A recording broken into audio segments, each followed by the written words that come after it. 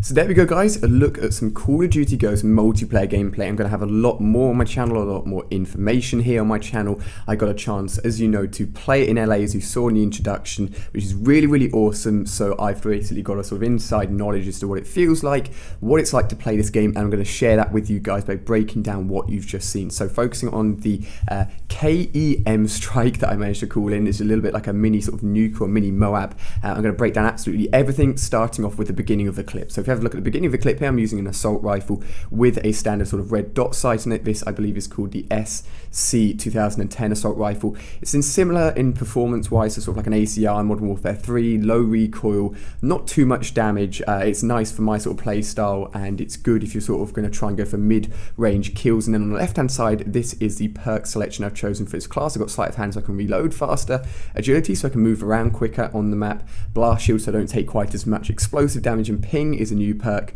and this essentially gives you the ability so that when you kill an enemy, if there's another enemy within the small proximity of the enemy you've just killed, he'll show up on your mini-maps. Essentially, like, it's another form, another way of locating enemies, which is very good on a map like this where it's quite small and enemies are quite close together, because if you kill someone, you're probably going to get the ping ability kicking in, using it in action so that you can see where more enemies are at. Now, the game mode I'm playing here is TDM, and you can play lots of other game modes. I got some gameplay of lots of other game modes as well.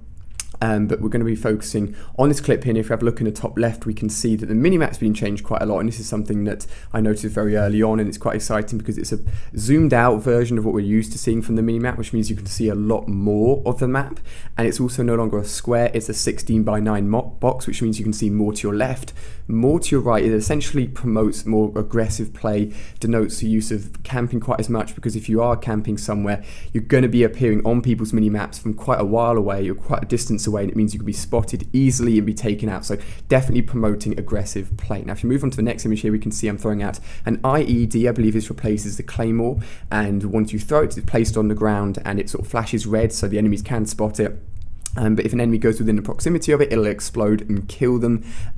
So it's a very useful piece of explosive equipment to use. If we look in the top right, we now have the kill feed there. We also have a constant scoreboard. So you can see I've got 100 score, 1 kill, 4 death, and no assists, and that is always there. If you then bring up also the scoreboard will go in the top right rather than coming up in the middle of the screen. Now if we look in the bottom right in terms of kill streaks, I'm using the assault package on this class. I've got the new form of the UAV, which you can place down on the ground rather than being in the air. I've then got an attack dog as a sidearm. The first sort of UAV-like streak is 3 kills.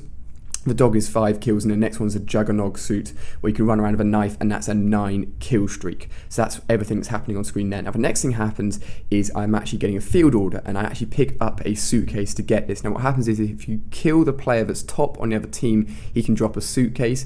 If he drops that suitcase and you go and pick it up, you're given a field order, and the field order that I got was to kill an enemy from behind. And these field orders vary. They're normally quite basic field orders.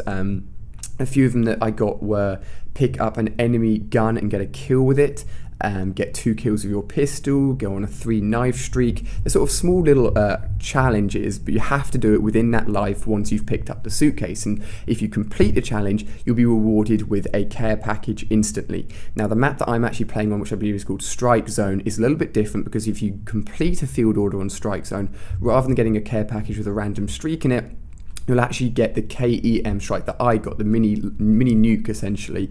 And if we go on to the next image here, we can see that I shoot someone in the back. The first kill I get, very lucky, and I complete the field order, and you can see in the bottom right I've then been given the care package essentially, which is awesome. So if you have a look at this image here, as I'm calling in this care package marker, there's actually an enemy SATCOM on the floor, which is a new UAV equivalent. I didn't realize it was an enemy's one, because it's one of the very first games I played, so I sort of just left it there. But you can shoot it with your gun, really easy to destroy, and not too much of a hassle to get rid of. The only thing is they're quite hard to find. If you're placing them in a quite hidden place, then they're not going to be killed very easily, but it's certainly easier than taking out a standard UAV in the older Call of Duty games. Now here I pick up a kill as I'm waiting for the care package to be called in, and you'll see in the left just under the mini-map I earned myself a squad point. Now squad points are essentially like currency, and these currency can be used to buy and unlock weapons within the game, unlock attachments, unlock equipment and secondaries. So you want to be earning squad points as you're playing multiplayer, so that you can go and buy the weapons that you want in the order that you want, which is pretty cool as well. Now I actually die as I'm trying to get the care package. Luckily my teammate protects it for me. Now I come back over and pick it up.